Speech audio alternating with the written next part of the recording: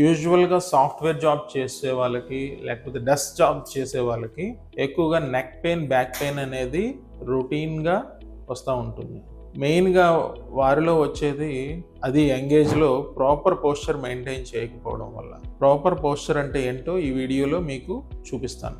యూజువల్గా కూర్చుంటున్నప్పుడు దీనికి సిట్టింగ్ దీనికి అలాగే వెనకాల సపోర్ట్కి 110 డిగ్రీస్ యాంగిల్ ఉండాలి ఆ చైర్కి.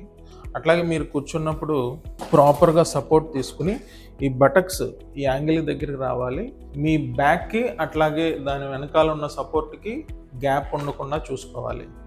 ఇట్లా ఉంచుకుని టేబుల్కి దగ్గరగా చైర్ జరుపుకుని మీ స్క్రీన్ హైట్ మీ ఐ లెవెల్కి మ్యాచ్ అవ్వాలి.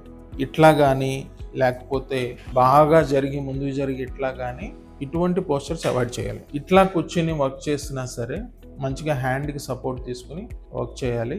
ఇట్లా చేసినా సరే ప్రతి 20 మినిట్స్ కానీ 30 మినిట్స్ కానీ బ్రేక్ తీసుకుంటూ ఉండాలి. ఈ విధంగా మీరు చేసుకున్నట్టయితే లాంగ్ టర్మ్లో మీకు నెక్ పెయిన్ కానీ బ్యాక్ పెయిన్ కానీ స్పాండలైసిస్ కానీ రాకుండా ఉండడానికి అవకాశం ఉంటుంది. Thank you.